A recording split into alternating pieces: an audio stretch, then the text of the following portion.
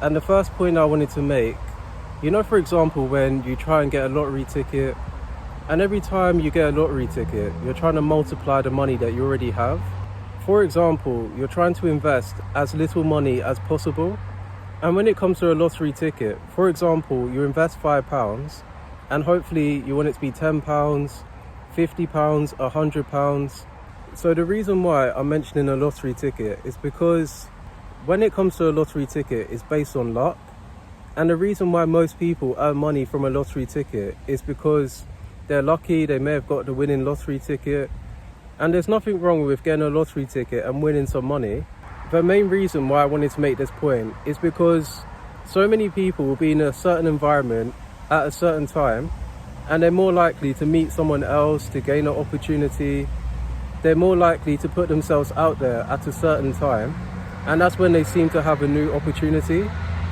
So that's why when it comes to really making money, sometimes it is based on luck. Some people may have grown up already having money, and because they've already been around people that make money, that's why they're able to at least spend money how they want to. They don't even need to think about it.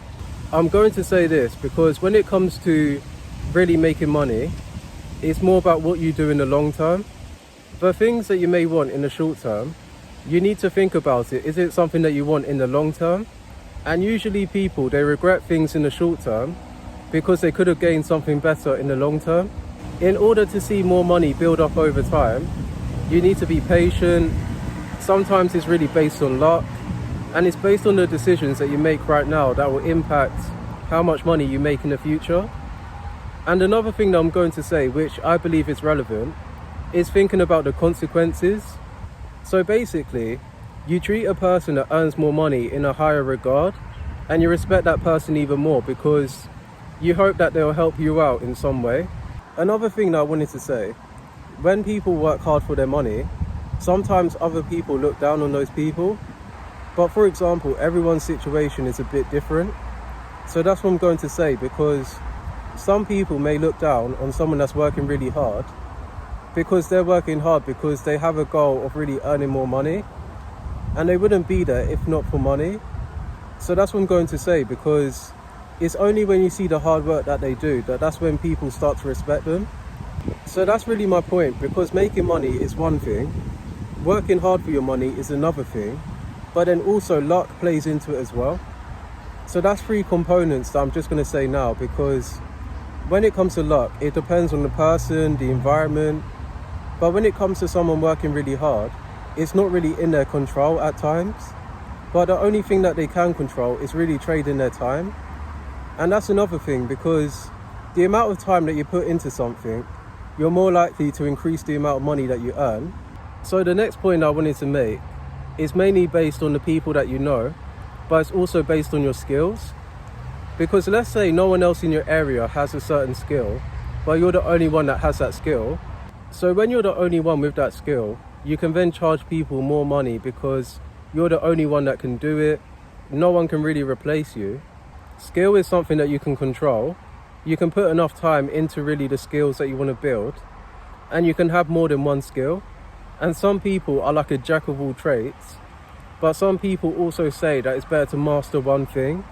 So basically, you start to realize that money is something that can be earned. And when it comes to money, for example, another thing that I'm going to talk about is really investments. And the best investment that you can make is in yourself. And the other investments that you can make is just in general. So you can put your money into certain investments. You can then increase it over time. And I'm not going to tell you what to do in terms of investments, because I'm still trying to figure that bit out. But when it comes to investments in general, it's better for you to just research and then learn from your mistakes. And when it comes to choosing where you put your money, that's really a big decision in itself. Because for example, you can put it in separate accounts. You can have the money right in front of you just to see how much money you're actually spending. The next topic that I'm going to move on to, can money buy happiness? And in my argument, I'm going to say yes and no. Because money can buy happiness, but it's only temporarily.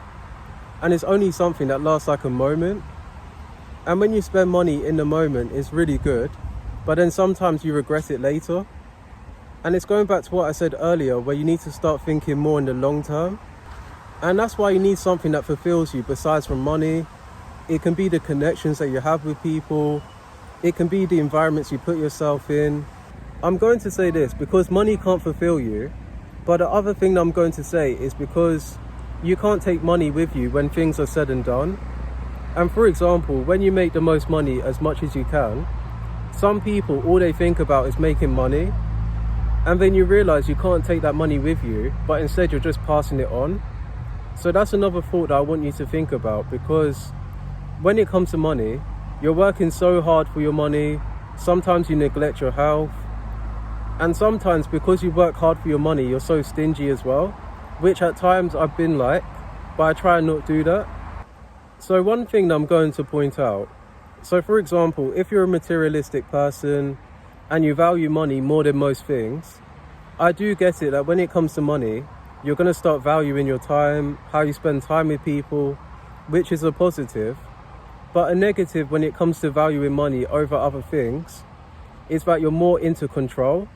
And for example, you may want to control people, you want things a certain way all the time, that you're not really open-minded. And when you're not open-minded, it means that you're trying to make money a certain way. And when it doesn't work, it means that you're less likely to hear what other people have to say. What I wanted to say before, as really my last point to really end this video, is it harder to make friends and to be with someone when you're broke or when you're rich? And let me just say this, because for example, when you're making more money, you're doing well for yourself. So that's a better way of putting it, because you know when you have more people around you, it's when you're making more money, and it's lonely when you're making money by yourself. So that's really the difference, because when you're making money by yourself, you realize it's more lonely at first. And then also you're more tempted as well. No matter if you're earning money or if you're not, you're going to be tempted by spending more time with people, the things that you may want to get while shopping. And that's why people say you need to live below your means. Because when you're living below your means, you understand why you're doing it, and you understand it's reasonable. Because by living below your means, you're not trying to impress people, you're not showing people how much money you're spending on an outfit, and then all of a sudden you don't really wear that outfit because it's only trending in the moment. When you start making money, you start to naturally improve your appearance. And when you're broke, you start going to the gym because it helps you with your discipline. So that's what happens, because when you're broke, you're then valuing the connections with people a lot more. And when you value the connections with people, it's because without people, you can't really make money. No matter what product or service you're selling, you can't make money unless you're selling it to someone and they then want that product because it actually helps them. And when you're trying to connect with people, it doesn't mean that things will always go your way. And that's what happens, because when it comes to connecting with people, it's more about meeting people in the middle, that you both have things that you want, but you're compromising.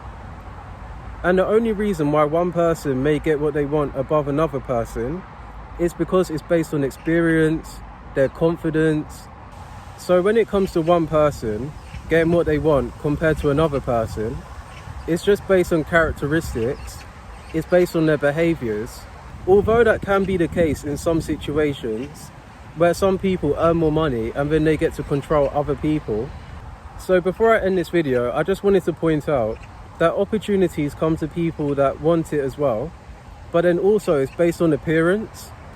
When you start investing in yourself, improving your appearance, you then get more opportunities, because people trust you more because you start taking care of yourself. And it just shows that when you take care of yourself and you're not neglecting your health. And I did have other things to say, but I think I've kind of forgotten. I'll leave the video on that. Thank you for watching, and you can let me know your thoughts.